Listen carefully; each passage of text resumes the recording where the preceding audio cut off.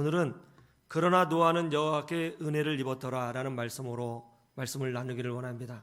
한번 따라해 보세요. 그러나 노아는 여호와께 은혜를 입었더라.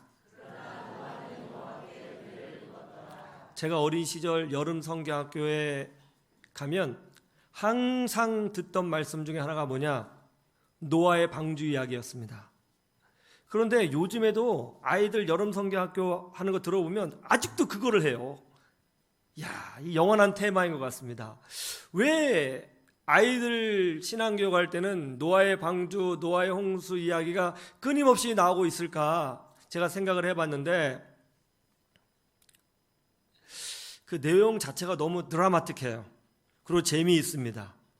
참 좋아요. 그런데 무엇보다도 이 노아의 방주 이야기는 말이죠, 하나님의 심판과 구원이 무엇이냐를 가장 잘 이해하기 쉽도록 이야기식으로 되어 있는 말씀이에요.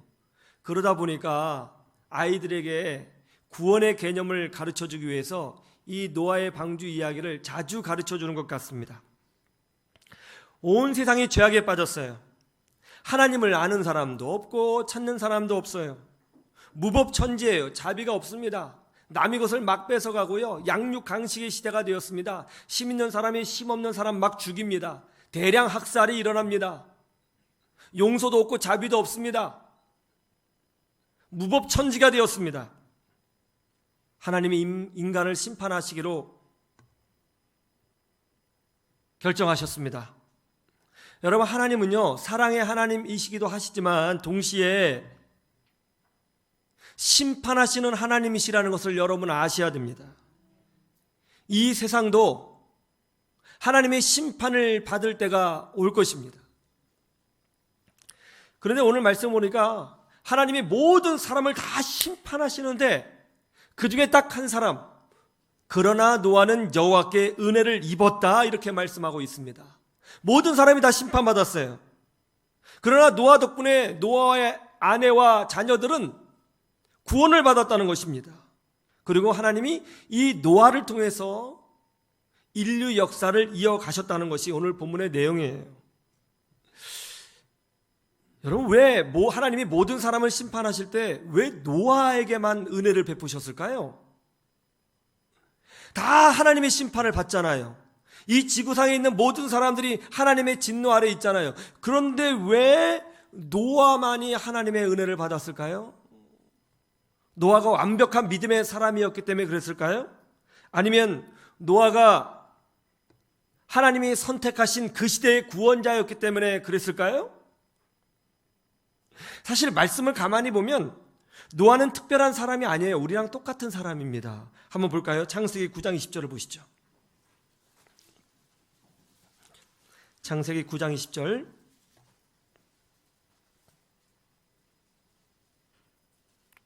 함께 볼까요? 시작.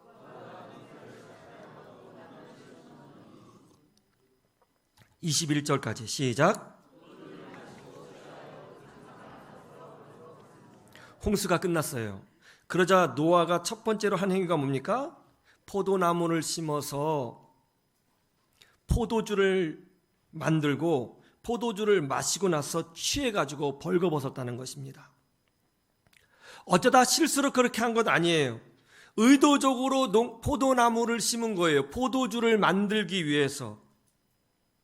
그리고 너무 취해서 부끄러운 일을 행했다는 것입니다. 왜 이런 행동을 했을까요? 어쩌면 노아는 홍수 이전에도 종종 그랬던 것처럼 보입니다. 홍수 이전이나 이후나 노아는 술을 좋아하고 술을 먹고 자주 벌거벗은 상태로 누워있곤 했던 것 같습니다. 이게 무슨 의미예요? 노아는 자기 관리가 그렇게 탁월한 사람이 아니라는 것입니다. 도덕적으로 윤리적으로 대단한 사람이 아니라는 것입니다.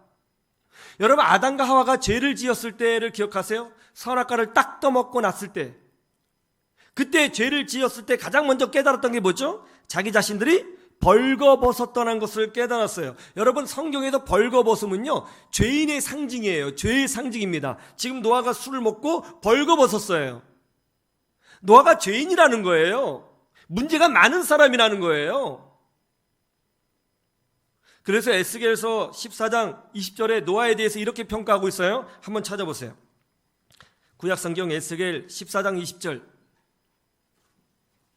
대략 1100페이지 정도 있는데 에스겔 14장 20절, 노아에 대해서 이렇게 평가해요.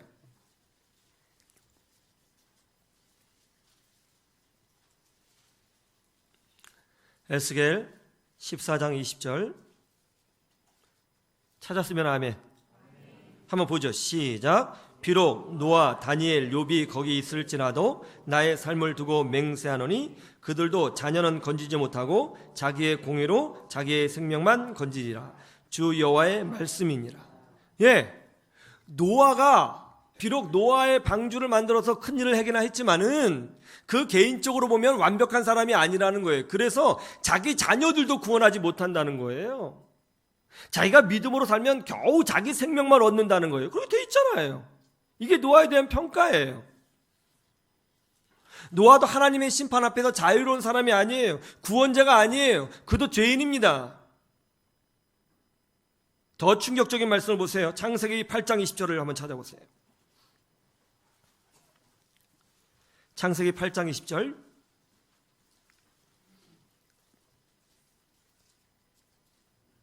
창세기 8장 20절 한번 보세요. 시작. 노아가 여호와께 제단을 쌓고 모든 정결한 짐승과 모든 정결한 새 중에 제물을 지하여 번제로 제단에 드렸더니 홍수가 끝나자 노아는 정결한 짐승을 제물로 삼아 하나님께 제사를 드렸다는 것입니다. 여러분, 구약 성경에 나오는 제사의 의미가 뭐예요? 구약 성경에 나오는 제사의 의미, 가장 큰 첫 번째 의미는 뭐냐면 죄사함이에요. 죄의 문제를 해결하는 거예요. 특별히 노아가 정결한 짐승으로 제사를 드렸다고 그랬어요. 이것은 노아가 정결하지 못했다는 것을 말하고 있는 거예요. 노아는 도덕적으로 완벽한 사람이 아니에요. 윤리적으로 깨끗한 사람이 아니에요. 문제가 있는 사람이에요. 그리고 또 제사의 두 번째 의미가 뭐예요? 그것은 바로 나의 죄를 위해서 완벽한 제물로 오신 예수 그리스도를 상징하는 거예요. 여러분, 노아도 예수 그리스도를 믿어야 돼요. 노아도 예수님이 필요한 죄인이에요. 히브리서에 보면 예수님만이 완전한 희생 제물이 되시고 예수님만이 완전한 대제사장이 되시고 예수님께서 십자가에서 죽으신 그 제사가 우리의 모든 죄를 해결하는 유일하고 완전한 제사인 줄로 믿습니다. 노아는 윤리적으로 도덕적으로 탁월한 사람이 아니었어요. 하나님 앞에서 죄인이었어요. 그는 구원자도 아니고 특별히 영성이 대단한 사람도 아니었어요. 그럼 이런 질문이 나오죠. 그러면 왜 하나님께서 노아를 선택하셨을까? 그렇죠.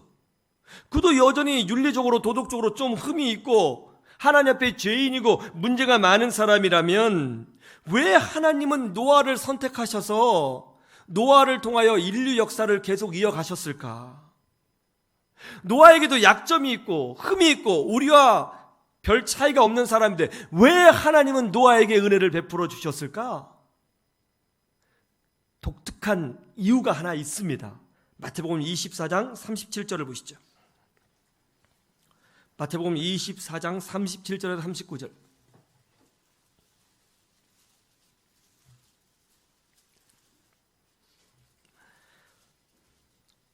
마태복음 24장 37절에서 39절 같이 보죠. 시작. 노아의 때와 같이 인자의 임함도 그러하리라. 홍수 전에 노아가 방주에 들어가던 날까지 사람들이 먹고 마시고 장가들고 시집가고 있으면서 홍수가 나서 그들을 다 멸하기까지 깨닫지 못하였으니 인자의 임함도 이와 같으리라. 예수님께서 마지막 심판 때를 설명하고 계세요. 그런데 마지막 심판 때를 설명하면서 누구를 예로 들고 있습니까? 노아를 예로 들고 있어요. 마지막 심판 때가 마치 노아의 때와 비슷하다는 거예요. 그러면 노아의 때가 어떻다고 말씀하고 있어요? 예, 홍수가 나서 멸망을 당하기 직전까지라도 사람들이 그것을 깨닫지 못하고 먹고 마시고 장가가고 시집갔다는 거예요. 어떤 분은 그래요. 먹고 마시고 장가가고 시집갔다는 이 표현을 들어서 그만큼 세상이 향락에 취해 있다 이렇게 얘기해요. 그런데 오늘 말씀은 향락에 취해 있다는 것을 강조하기 위해서 기록된 말씀이 아니에요. 먹고 마시는 게 죄예요? 결혼하고 장가가고 시집가는 게 죄입니까? 이건 죄 아니에요. 당연히 해야 되는 거예요. 먹고 마셔야죠. 배고픈데, 목마른데. 결혼해야지요. 그러면 이 말씀의 의미는 뭐예요? 사람들이 멸망당하기까지 그냥 평범하게 깨닫지도 못하고 일상생활에 집중했다는 거예요. 일상생활에 집중했다. 자기를 위해서 사는 일에만 집중했다는 거예요. 내 집을 살고 직장에 나가고 내일 망할지도 모르고 애들 과외시키고 학원 보내고 운동하고 다이어트하고 자기 사는 일에만 집중했다는 거예요. 다른 건 신경 쓰지 않고 세상이 어떻게 되는지 깨닫지도 못하고 오직 자기 사는 일에만 집중했다는 거예요. 그들은 내일도 오늘과 같이 계속 역사가 이어질 거라고 생각했다는 거예요. 세상이 어떻게 되는지 전혀 인지를 하지 못했어요. 알지 못했어요. 깨닫지 못했어요. 이게 바로 노아 시대의 특징이었어요. 자기만을 위해서 사는 삶. 도무지 하나님에 대해서 관심이 없는 시대.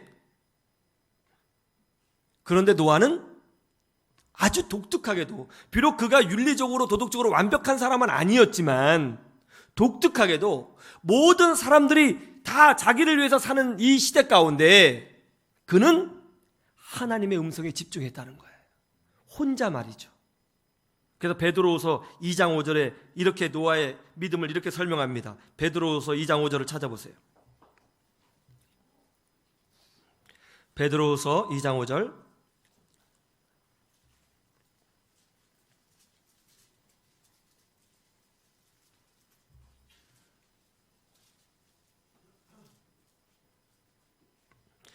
찾으셨어요?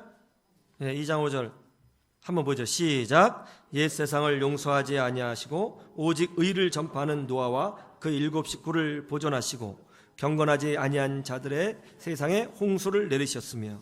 여기 보세요. 세상 모든 사람들이 자기 인생을 살아가요. 평범하게 결혼하고 직장 다니고 먹고 마시는 일에 신경 쓰며 삽니다. 그런데 오직, 이 단어가 중요하죠. 오직 의를 전파하는 한 사람이 있어요. 이 지구상에 있는 모든 사람들이 한 명도 예외 없이 자기 인생을 사는데 오직 한 사람이 하나님의 뜻을 따라 삽니다.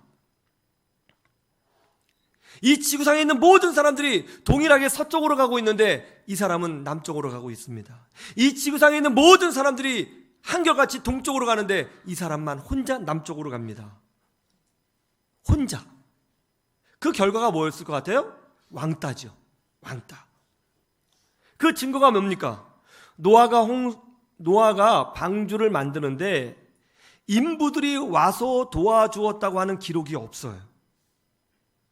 어떤 누가 와서 이 거대한 배를 만드는데 힘을 보탰다고 하는 기록이 성경에 없습니다. 노아와 그 가족들이 이 엄청난 크기의 방주를 만든 겁니다. 아무도 도와주지 않았습니다. 아무도 신경 쓰지 않았습니다. 다들 노아가 미쳤다고 생각합니다. 어떤 사람은 노아를 향하여 광신도라고 소리를 지릅니다. 노아의 믿음은 뭐냐? 외로운 믿음이었습니다.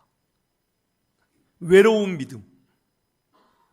이런 외로운 믿음의 길을 가고 있는 노아에 대하여 하나님이 이렇게 말씀하고 계십니다. 그러나 노아는 여호와께 은혜를 입었더라. 세상 사람들과 다른 길을 가는 것, 이게 바로 믿음입니다. 요즘 날씨가 너무 덥죠. 사람들이 바다로 산으로 계곡으로 피서를 떠납니다. 그런데 믿음의 사람들은 세상 사람들과 다르게 교회를 지키고 주의를 지키고 예배합니다. 세상 사람들이 보기엔 너무나 답답한 사람들이죠. 융통성이 없죠. 그들은 우리에게 말합니다. 아니, 교회 가면 떡이 나와 뭐가 나와? 왜 그렇게 사느냐고. 왜 그렇게 신앙생활 하느냐고. 어떤 분은 이런 이야기를 가정에서 듣는 분이 가정에서 들으실 거고요. 어떤 분은 이런 이야기를 직장에서 들을 거고요. 어떤 분은 이런 이야기를 친구들에게 들을 거고요. 어떤 분은 이런 이야기를 같이 신앙생활하는 동료들로부터 들을 것입니다. 왜 그렇게 신앙생활 하느냐고. 왜 그렇게 혼자 이렇게 티를 내면서 열정적으로 믿음의 길을 가려고 하느냐고.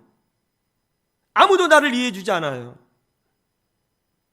여러분, 내가 신앙생활을 제대로 하고 있는지 제대로 하고 있지 않은지 언제 어떻게 깨닫는지 아세요? 내가 믿음으로 딱 가려고 할 때 외로움이 느껴지잖아요? 제대로 가고 있는 거예요. 그런데 성경은 뭐라고 말씀하고 있죠? 이런 외로운 믿음과 열정에 하나님이 반응하신다는 거예요. 노아가 도덕적으로 완전한 거 아니에요. 여러분, 우리는 완전을 추구하지 못합니다. 그렇다고 자기 관리가 철저했던 것도 아닙니다. 그러나 그는 세상 사람들이 가는 길을 가지 않고 홀로 믿음의 길로 걸어갔던 것입니다. 세상 사람들의 가치, 세상 사람들의 주장, 세상 사람들의 발걸음이 아니라 하나님의 말씀을 더 소중히 여겼습니다. 그래서 그는 외로웠죠. 우리도 마찬가지입니다. 예, 우리는 완전하지 못합니다. 성격에도 문제가 있고 도덕적 윤리적으로도 부족하며 하나님 앞에 더욱 부족하고 내 삶에 완벽한 것 없습니다. 그렇다고 해서 우리가 믿음의 길을 가는 것을 포기해서는 안 되는 것입니다. 오히려 우리는 부족하기 때문에 예수 그리스도의 십자가 붙들고 믿음으로 살아야 되는 줄로 믿습니다. 세상 사람들이 다 한쪽 길로 가요. 그래도 우리는 외로울지라도 믿음의 길로 걸어갑니다. 그럴 때 우리는 이런 소리를 듣는 거죠. 그러나 아무개는 여호와께 은혜를 입었더라. 우리 교우들 보면요, 참 감사한 게 뭐냐면, 그래도 우리 교우들 대부분은요, 하나님 중심, 말씀 중심, 교회 중심으로 사는 것 같아요. 막 이사도 교회 근처로 막 이사 오려고 그러고요. 적어도 무슨 일 있으면 우리 자녀들 성경학교 다 보내려고 그러고요. 참 건강한 것 같습니다. 얼마나 감사한지 몰라요. 저는 이런 확신이 있어요. 이렇게 믿음으로 사는 분들, 남들이 뭐라 그러든지 외롭게 느껴지든지 믿음으로 살려고 하는 분들, 이 땅에 경제적인 위기가 올 때에 그러나 여러분은 하나님께 은혜를 입게 될 줄로 믿습니다. 건강의 위기가 올 때에 그러나 여러분은 하나님께 은혜를 입게 될 줄로 믿습니다. 이 땅에 엄청난 어려움이 닥칠 때에 그러나 여러분은 하나님께 은혜를 입게 될 줄로 믿습니다. 다른 사람들이 다 동쪽으로 갑니다. 그런데 나 혼자 남쪽으로 갑니다. 아무도 나에게 박수 쳐주지 않습니다. 아무도 나에게 잘했다고 말해주지 않아요. 오히려 나에 대해서 부정적으로 이야기합니다. 그럴 때 우리는 이런 생각이 들죠. 내가 제대로 가고 있는 건가? 내가 맞나? 내가 틀린 거 아닐까? 왜 나 혼자 이렇게 살아야 되는 거지? 왜 나 혼자 이렇게 봉사해야 되는 거지? 왜 나 혼자 이렇게 믿음으로 살아야 되는 거지? 왜 다른 사람은 그렇게 안 살지? 내가 잘못된 건가? 그런 생각이 들어요. 그런데 그런 생각이 딱 들잖아요. 제대로 가고 있는 거예요. 제대로 가고 있는 거예요. 그런 생각이 들 때에 외로워할 필요도 없고 아파할 필요도 없고 낙심할 필요도 없어요. 그럴 때마다 우리는 노아를 생각하시기를 주님의 이름으로 축복합니다. 노아도 그랬거든요. 세상과 전혀 다른 길을 가고 있는 참 바보 같은 장로님 한 분을 소개해드리겠습니다. 이분이 남서울교회 이병욱 장로님이신데요. 초등학교 때 혼자 교회에 다니기 시작했습니다. 그리고 고등학교 때 수련회 가서 엄청난 하나님의 은혜를 체험했어요. 하나님 살아계시구나 깨닫게 되었습니다.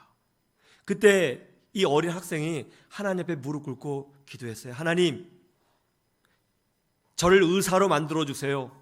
그럼 제가 하나님의 영광을 위해서 살겠습니다. 열심히 공부했어요. 그리고 정말 의대에 들어갔습니다. 졸업하고 한 대형병원 인턴으로 공부하게 되었는데 최우수 성적으로 마치게 되었습니다. 근데 인턴을 이제 졸업한 후에 어떤 전공을 해서 돈을 많이 벌 수 있을까 이제 고민하던 차에 그 외과 담당 부장님이 찾아와서는 자네 성적을 보니까 아주 대단하던데 실력이 있어. 내 밑에 들어와서 외과 한번 공부해 보겠나? 그렇게 말씀하시더라는 거예요. 그 당시에 의사들이 외과 기피했답니다. 위험하고 또 그렇다고 돈을 많이 버는 것도 아니고 그리고 매우 바쁘고 많이 기피했대요. 본인도 좀 마음이 부담이 됐답니다. 그래서 이 문제를 놓고 하나님 앞에 기도했는데 마음속에서 외과 의사가 되면 앞으로 의료 선교하는 데 큰 도움이 되겠다 하는 생각이 들더래요. 그래서 이제 외과를 공부하기로 결단합니다. 근데 마음에 걸리는 게 있었어요. 뭐냐면 외과가 워낙 바쁘니까 주의를 온전히 지키지 못할 것 같은 거예요. 그래서 외과 담당 부장 선생님을 찾아가서 3가지를 부탁드렸답니다. 부장님, 제가 외과 공부하겠습니다. 대신 3가지 조건을 좀 들어주십시오. 그래, 뭔가? 첫째, 저는 그리스도인입니다. 저는 꼭 주일 성수해야 됩니다. 주일 예배를 드릴 수 있도록 허락해 주십시오. 둘째, 저는 필리핀 선교를 꼭 가고 싶습니다. 1년에 9박 10일간 꼭 휴가를 허락해 주십시오. 그렇게 하지. 그럼 마지막은 뭔가? 저는 그리스도인으로서 술, 담배를 하지 못합니다. 회식 때 이 문제에 대해서 자유로울 수 있도록 부장님이 좀 지켜주십시오. 네, 그렇게 하지. 그래서 이제 외과 의사가 됐어요. 그런데 부장님은 잘 보호해줬는데 문제는 동료들과 선배들이었어요. 야, 쟤는 뭐야? 쟤는 뭔데 이렇게 어울리지 못하는 거야? 아니, 쟤는 뭔데 이렇게 특별해? 쟤는 뭔데 이렇게 좀 다른 거야? 시기하고 질투하고 그렇게 고난을 받았어요. 근데 더 큰 문제는 뭐냐면 이분이 이제 환자를 치료할 때는 항상 환자의 손을 붙들고 간절히 기도해 줬는데 거기 사람들이 말이 나오기 시작했어요. 아니, 지가 의사야 목사야? 왜 병원에서 뭐 하는 거야? 공공기관에서. 자꾸 이런 소리를 듣는 거죠. 환자들도 막 싫다고 그러고 어려움을 많이 당했습니다. 한 번은 필리핀 의료 선교를 놓고 준비하던 차에 선교비가 너무 부족하더래요. 왜 선교비를 놓고 열심히 기도하고 있는데 갑자기 마음속에서 너의 1년치 봉급을 다 드려라 하는 메시지가 들렸어요. 주저하지 않고 1년치 봉급을 다 하나님께 드렸어요. 그랬더니 주변에서 수군거리기 시작했습니다. 예수를 믿어도 너무 이상하게 믿는다. 광신도가 아니냐. 현실 감각이 없는 것 아니냐. 저런 사람이 어떻게 의사를 할 수 있느냐. 이런저런 소리가 다 들렸어요. 외로움이 느껴졌습니다. 같이 신앙생활하는 동료들도 이상하게 바라보기 시작했습니다.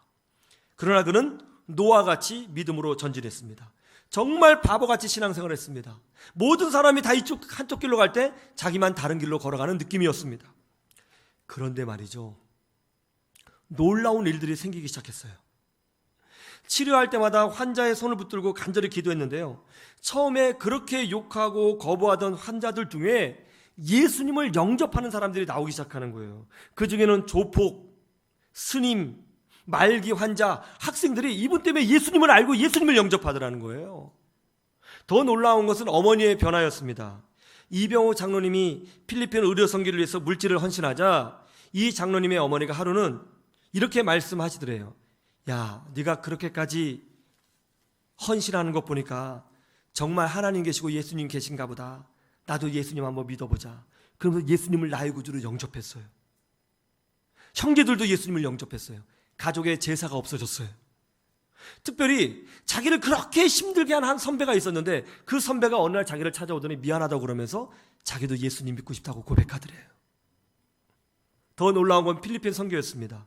필리핀에서 의료 선교를 할 때 그 모토가 뭐였냐면 일방적으로 사랑하자, 무조건 사랑하자, 이 모토로 가지고 선교를 했는데 그 동네가 참 어려운 지역이었거든요. 이제 작은 교회가 7개 정도 있었답니다. 그런데 몇 년이 지나니까요, 그 교회에 27개의 교회가 생겨나기 시작했어요. 지금은 이분이 코스타 강사로 또 의료 선교사로 쓰임받고 있는데요, 그 옛날에 자네가 의사야 목사야 이런 비웃음을 받고 있었지만 이제는 여호와께 은혜를 입은 사람으로 쓰임받고 있더라는 것이죠. 노아를 보십시오. 그는 세상 사람들과 다른 길을 묵묵히 걸어갔습니다. 물론 도덕적으로 윤리적으로 완벽한 사람은 아니었습니다. 그러나 외로운 믿음의 길을 마다하지 않았습니다. 하나님은 그에게 은혜를 베푸셨습니다. 사람들이 내 열정과 헌신을 알아주지 않는다고 낙심할 이유가 하나도 없습니다. 세상에서 믿음 때문에 고난을 받았다고 절망할 이유도 하나도 없습니다. 나의 헌신과 믿음에 열매가 보이지 않는다고 아파할 이유도 없습니다. 하나님은 다 알고 계십니다. 위기의 순간에 하나님 이렇게 약속해 주실 것입니다. 그러나 여러분은 여호와께 은혜를 입었더라, 이런 소리를 듣게 될 것입니다. 이 믿음으로 승리하시는 여러분 되시기를 주님의 이름으로 축원합니다. 축원합니다.